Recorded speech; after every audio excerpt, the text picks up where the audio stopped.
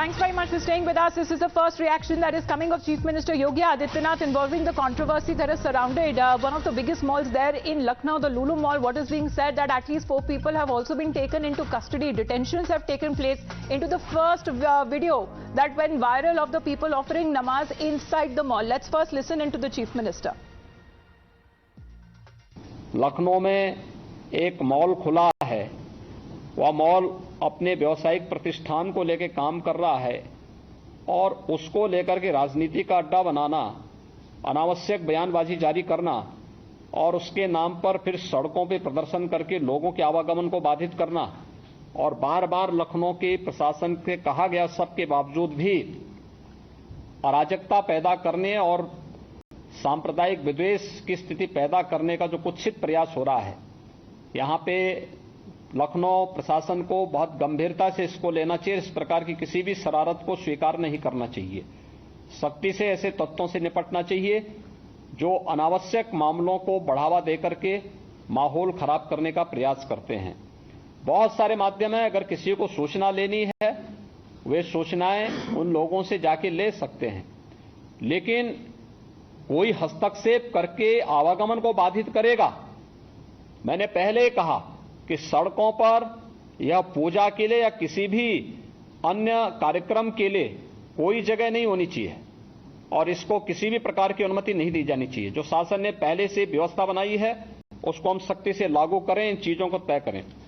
Amir is with us on the phone line. Amir, that is the first statement coming from the Chief Minister himself and saying that there will be no tolerance to any such mischievous elements coming from any community who try to create such kind of an environment, and that too in a mall. So yes, absolutely, and this is the first time that UP Chief Minister Yogi Adityanath has spoken over the Lulu Mall controversy. In fact, just a week back, it was the UP Chief Minister himself who had gone ahead and inaugurated this particular mall. The owner of the mall, of the group, of the Lulu group, Yusuf Ali, definitely is one of the prominent persons who are investors, who have actually invested into Uttar Pradesh, and therefore this should be seen as a positive development, is what the UP Chief Minister is also saying. And in fact, he has pulled up the Lucknow administration for not acting in time, for not being prompt enough to contain this kind Absolutely, of... because surrounding the mall there has been several controversies. What all has happened inside the mall and also outside the mall there. When SP leader was claiming an attack that had happened outside the mall against him. But Amir, overall how many arrests and detentions are we looking at? About 24 arrests have actually taken place into this matter over the last 4 or 5 days. Which includes several right-wing Hindu organization workers who had congregated outside the mall to protest the offering of the namaz initially there.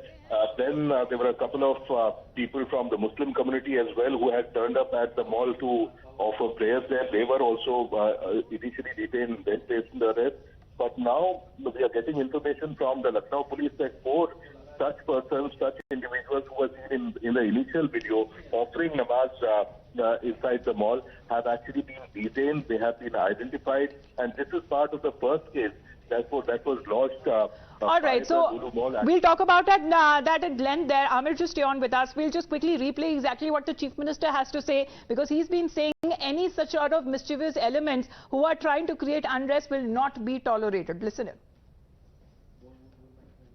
Lucknow में एक mall खुला है। वह mall अपने व्यावसायिक प्रतिष्ठान को लेकर काम कर रहा है और उसको लेकर के राजनीति का अड्डा बनाना, अनावश्यक बयानबाजी जारी करना और उसके नाम पर फिर सड़कों पर प्रदर्शन करके लोगों के आवागमन को बाधित करना और बार बार लखनऊ के प्रशासन से कहा गया सबके बावजूद भी अराजकता पैदा करने और सांप्रदायिक विद्वेष की स्थिति पैदा करने का जो कुत्सित प्रयास हो रहा है, यहां पे लखनऊ प्रशासन को बहुत गंभीरता से इसको लेना चाहिए। इस प्रकार की किसी भी शरारत को स्वीकार नहीं करना चाहिए। सख्ती से ऐसे तत्वों से निपटना चाहिए जो अनावश्यक मामलों को बढ़ावा देकर के माहौल खराब करने का प्रयास करते हैं। बहुत सारे माध्यम हैं, अगर किसी को सूचना लेनी है वे सूचनाएं उन लोगों से जाके ले सकते हैं, लेकिन कोई हस्तक्षेप करके आवागमन को बाधित करेगा मैंने पहले ही कहा कि सड़कों पर या पूजा के लिए या किसी भी अन्य कार्यक्रम के लिए कोई जगह नहीं होनी चाहिए और इसको किसी भी प्रकार की अनुमति नहीं दी जानी चाहिए। जो शासन ने पहले से व्यवस्था बनाई है उसको हम सख्ती से लागू करें, इन चीजों को तय करें। As I said, this is something which is on BJP's plate from a long time, and BJP has not been able to win a single state without dividing the community and the society. They tried the same thing in Bengal. ये Bharatiya Janata party की साजिश है। मुझे तो यहाँ तक बताया है कि उत्तर प्रदेश का 2024 से पहले माहौल खराब करने के लिए इसी तरह के ट्रेन कर करके लोग भेजे जा सकते हैं। और जहाँ तक धार्मिक स्थानों का सवाल है, फैजाबाद में धार्मिक स्थानों पे किसने फेंका था मांस?